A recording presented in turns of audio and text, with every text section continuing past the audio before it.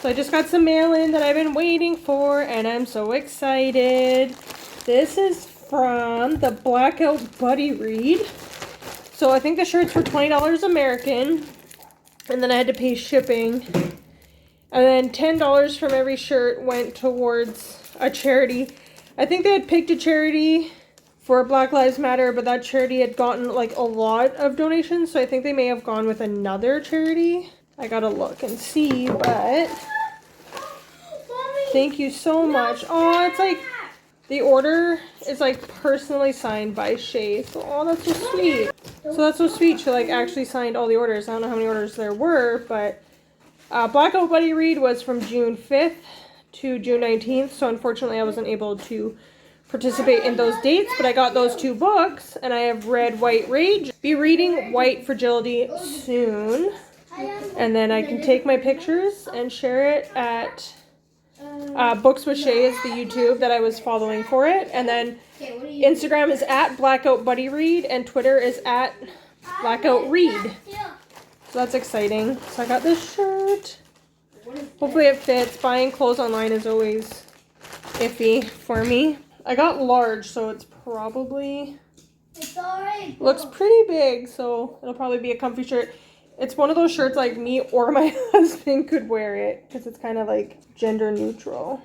And it says, "You're not being oppressed when another group gains rights that you've always had." And then there's a cute little flower thing at the bottom. So that's my shirt from the Blackout Buddy Reads, and I'll post all the information down below, and I'm so excited for it. And I'm waiting for one more shirt that I'll hopefully be getting soon.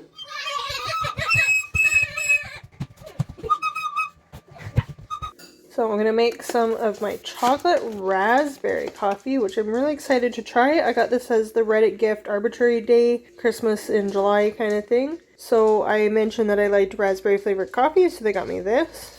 This is my new little tea setup thing. I got this at a thrift store for like $3, this little tray, so that I could put my things on it. My friend crocheted me this a long time ago. You can see it's well used. And my cup of tea makes everything better. I make the kids sleepy time tea in that. But we just figured, I thought this little tray would be cute to be able to move stuff on and off. Cut by my friend, from my friend Candace for my 30th birthday, and I still have it. And I just dumped everything out of it, forgetting that I put my cream in there. And my tea kettle that my husband bought me for Christmas. So it does the different colors based on what temperature you want. So I usually just do purple, which is 200 degrees Fahrenheit, for making coffee.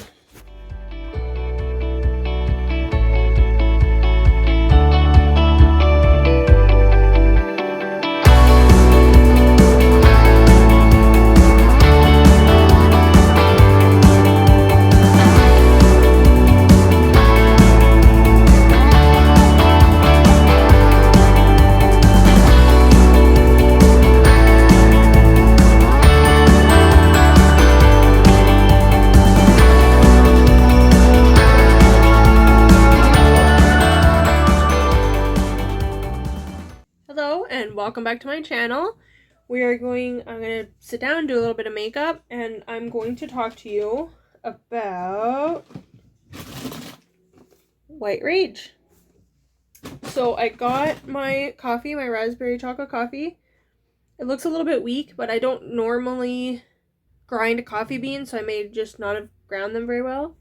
I have apple slices, and I got this paleo bun. I was at my in-laws house the other day, and I saw they had a paleo cookbook, and I just asked if I could borrow it. I'm not paleo, I just like some of the food, and the bun is made with like coconut flour and stuff, but also ground up cashews, which allergy wise I can eat cashews. Stomach wise I'm not supposed to eat too many of them, but the buns are good. Unfortunately, I did the shopping online at Superstore, and they got me salted cashews because they didn't have any unsalted. So it's a very salty bun, but it's good. This is my doggie that I crocheted a couple years ago now. Her name is Cherry Petsy. I asked my kids to name her, and my younger daughter wanted to name everything Cherry. Everything was cherries. And my second daughter was naming everything Petsy. So I said, oh, Cherry Pepsi. And they said, no, Petsy. So in the last couple of days, I've gotten in the last little while, I've gotten a few scrunchies, and I was like, where am I going to keep all my scrunchies? And then I was thinking, like, what could I make? What could I buy? What could I use for scrunchies? And then I said, oh, I got the perfect thing. So now she's my scrunchie holder. And then the other day, I got ninja'd, and I was given a gift, and it included one of these. So I've seen these a couple of times, but I'm never really sure what they're used for. And then I was watching Molly Burke on YouTube. She's a blind YouTuber who talks about like lifestyle and what it means to be blind and stuff like that. And she likes fashion and decor and makeup and all that stuff. Anyway, she was trying these random products, beauty products and stuff like that. And she said, I don't know what these are for if you know what they're for. And in the comments, they talked about that this rubber elastic head thing is good for you put your hair up in your ponytail, you do your makeup, stuff like that, and it won't leave the crink in the hair. It won't leave like an indent. So I was like, oh, that's so cool. So I was gonna try it out here, and you guys can try it out with me. So everybody go grab your plastic hair plastic elastic.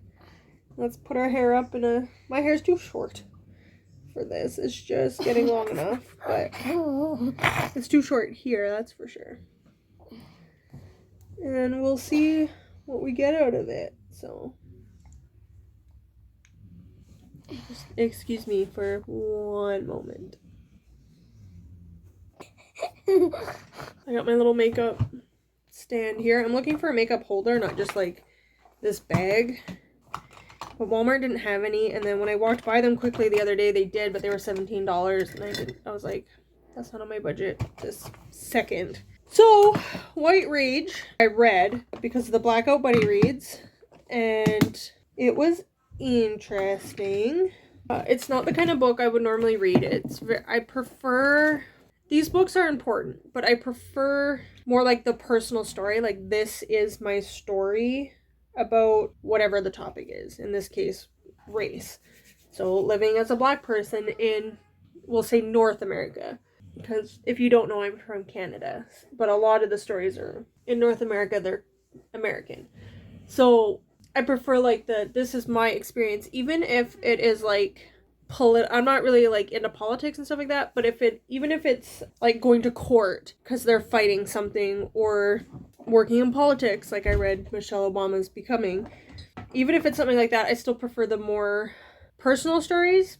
White Rage, the unspoken truth of our racial divide, is I felt like I needed an American lawyer degree. I needed a law degree to read and understand this book. It was not necessarily it wasn't their personal story, Carol Anderson's personal story, and she wasn't sharing one specific personal story of somebody else either. It was good, and I think both kinds of stories are important, the personal and then the law side of it, because we need to see how the law affects people, how it affects the everyday citizens, how it affects, the lower class, the middle class, all that stuff. We need to see how the politics and the laws and the bills that are passed affect the everyday person. But I felt like I needed to look up every other thing that was happening in this. So like I said, I'm Canadian, and White Rage is American. So they were talking about like the 13th, 14th, and 15th Amendments were mentioned quite a bit. And I'm like, I don't know what the 13th Amendment is. I don't know what the 14th and 15th Amendments are. I don't even know, like, from TV and media and stuff like that, I know, like, you have the right to free speech. You have the right to bear arms. That's, like, it. That's all I know in the Constitution. But there's these amendments, and so she's talking about, like, the 13th Amendment and how it affects the Black people and the minorities in America. And I'm like, what is the 13th Amendment? And she's not necessarily explaining that stuff. And I'm not saying it's her job to explain that stuff, because I've heard a lot of people in the community, like Black people, saying, I'm tired of being the person who has to explain all these things to the white people, to the people who are asking. Like, go on Google, look it up. I agree, like, it needs to be both. I think that we need to have personal conversations. Like, if I'm sitting with you one-on-one and I ask you a question, You could just tell me, well, go look it up. But you could also at least point me to good resources, because Google, you could just be overwhelmed with everything out there and what's right, what's wrong, right? So you could be like, you know what? This is a really good book that explains this. This is a really good website. This is a good video. Like, I think we need a little bit of both. White people, we need to stand up and start doing our own research and not just relying on people of color to tell us. But people of color also, if we're having that conversation, can also point us in the right direction. Anyways, not just say Google. But I think if you're going to sit down and write a book about it, your sole purpose, not your sole purpose, but your purpose is to bring light to something and to explain something, whether it's just racism in America, the unspoken truth of the racial divide, or if it's like a broader topic or a more narrowed down topic. You're setting out to explain something to somebody, right? So she does a lot of explaining in it, but I think she also assumes that either you know about the amendments and the Constitution and stuff like that, or you're going to do your research on it if you don't. So I definitely need to do more research about like the 13th, 14th, and 15th amendments, particularly when it comes to this book. I never know if I've blended enough. It slowed down my reading a little bit, not fully understanding things, or like Jim Crow. I don't remember learning about Jim Crow at all. I don't know if you learn about it in school in the States, but I didn't learn about it here in Canada. So that was another thing. I'm like, what's the Jim Crow laws and stuff? And I've looked it up several times in the last couple months, like as a refresher. I'm very ignorant when it comes to this stuff, and especially when it comes to like American stuff. Learning like what chattel slavery was, she used that word quite a bit, and so I had to look it up because I'm like, what's chattel slavery? And it's any article of tangible property other than land, buildings, and other things annexed or added to land. Yeah, so not property. That's what chattel is, and then chattel slavery. The one quote I wanted to share was, the trigger for white rage is blackness that refuses to accept subjugation to give up. And then subjugate is to bring under complete control or subjugation. Conquer or master, to make submissive or subservient, and enslave. So the trigger for white rage is blackness that refuses to accept enslavement, to accept total submission, and blackness that refuses to give up. So I thought that was really interesting quote, and that was like right at the beginning of the book. I think the quote is really interesting because I don't understand why we think that people who don't look like us don't deserve the same things that we have. Like, why would white people get mad about people of color, and black people specifically? Why would we get mad that they're advancing, that they're growing? Now, I can understand a little bit when slavery was first abolished and you're going from one way of life that's been accepted for generations and you're completely changing it. And I watched that 13th documentary thing on Netflix, and they talked about like slavery was such a huge part of the economy and stuff like that, and how are you gonna, now what? Like, your economy's crashed, now what are you gonna do? And I understand, like, in the very beginning, when it was first abolished, I understand that, okay, now what? Idea, now you have to change your way of life kind of thing. But now, like, I feel like we've come so far. Why are we still fighting this battle? It boggles my mind, like, why we're still fighting this, and why this is still such a huge issue after all these years. And going back to, like, before slavery kind of thing, well, like, since the beginning of people, there's been slavery, but let's just talk about, like, black people in North America, and the Native Americans, indigenous people, whatever the politically correct term is. I think indigenous is kind of accepted. But the Native Americans that were here before the Europeans came over, I just don't get it. You come over and you see this culture. So let's go back to, like, the Native Americans, like I said.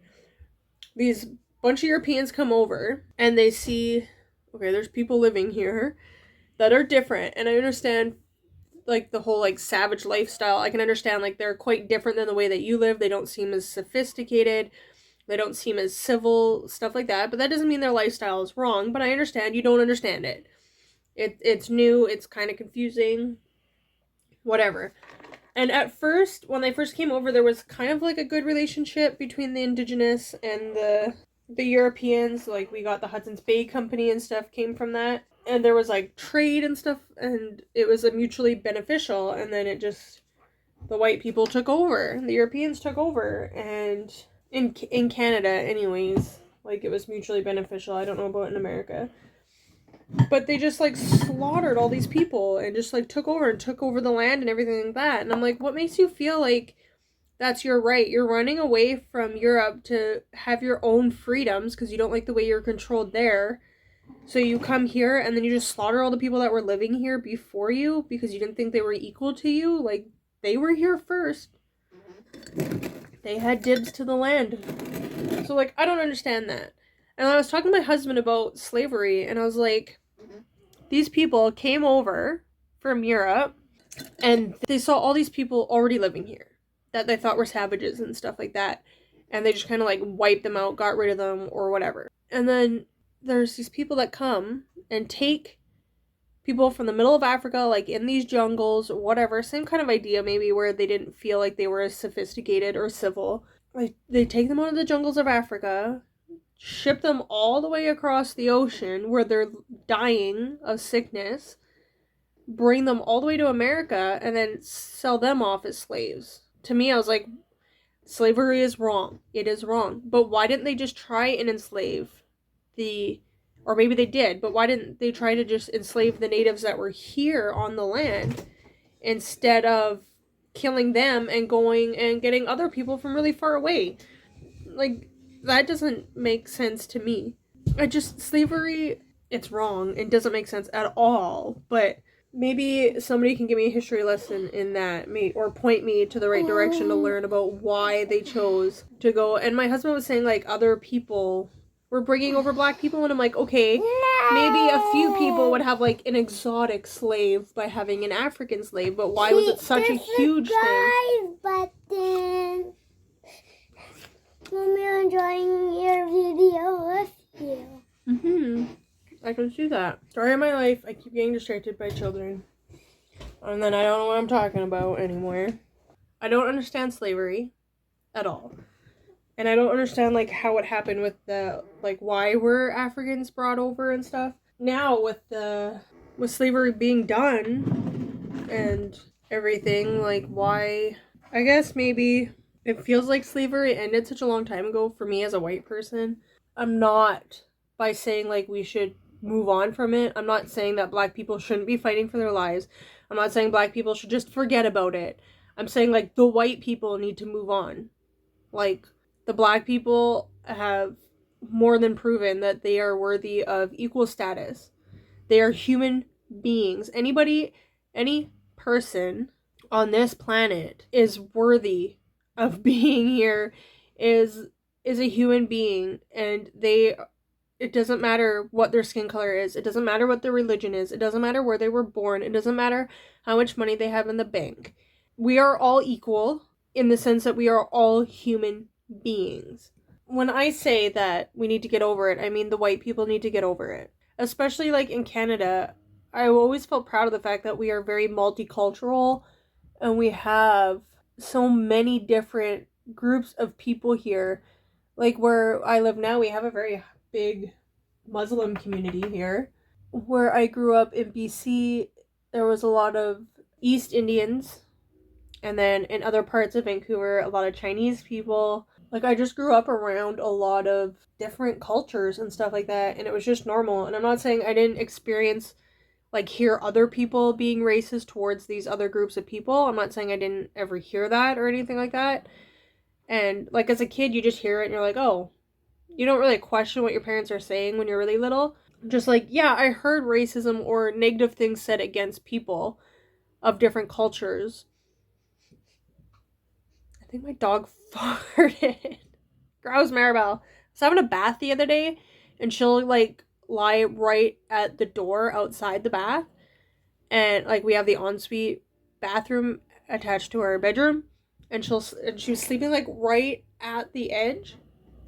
And then I could smell fart. And I'm like, she farted under the door. Like, this is so gross. I'm trying to bath. Get out of here. Living in Canada, we've always been so multicultural and everything like that. And I didn't realize how bad racism really is. And I was talking to a friend about it, and I'm like, because with a few of the different Black people who have been killed over the years at the hands of cops in the States, I was talking to a friend, I was like, does that happen in Canada? Am I that ignorant about racism in Canada? And my friend was saying, like, it does happen against Black people here, but the bigger one here tends to be the Indigenous people. And again, like, they were here first. It's their right to be here. I don't know why we think we can just come in and say whatever, but I honestly don't get it. But I'm learning about, I guess, systemic racism and stuff like that, what that means. I'm learning by reading books like White Rage that make me realize how ignorant I am about things like the Constitution and the amendments and things like that, and what that all means. I have ordered or plan on reading some Canadian books that are more like personal stories as well. And because of the Blackout buddy reads, I'm also going to be reading White Fragility. I hope to start that today. Yeah, I think this was a really good book. Like, I wouldn't give it a 5 out of 5 for me being able to understand it. That was like a 2. But for a conversation that needs to be had and for information that we need, yeah, like definitely a 5 out of 5. It's so crazy because like this much of the book, this is the back half of the book, and that's just all like acknowledgments and then notes. So she definitely did add her resources and stuff like that and where she got her stuff. Not necessarily like this is what the amendment is to this part of the Constitution or anything like that, but just notes of articles and books and stuff like that where she did things. And then this is the index. There were definitely a few things I learned about it. Oh, and then at the very end, for discussion, so there's discussion questions, which I haven't gone through, but, and then recommended reading. And then there's some blank pages in the back, not lined, just blank, so you can take notes. That's cool.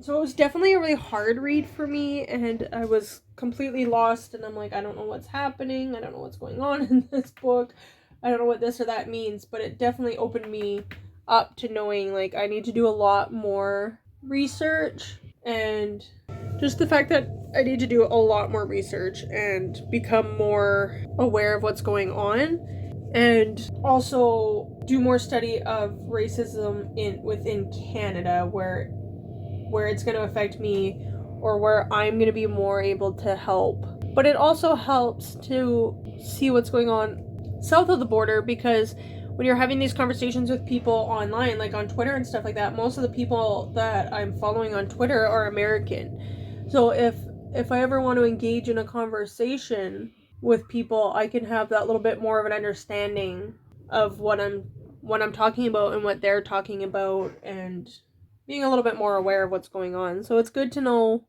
both sides of the border. Yeah, it was good. It was a really hard read. I was happy to finish it. I felt like it was a huge accomplishment for me to be able to read it all. And I'm interested and a little nervous to see what White Fragility is about, if it's going to be any harder or easier for me to read. Anyways, I was going to end this video now. Thank you for watching. Let me know your other recommendations for books about race that you really liked, that you enjoyed, maybe Canadian recommendations as well. And I'll talk to you later. Bye.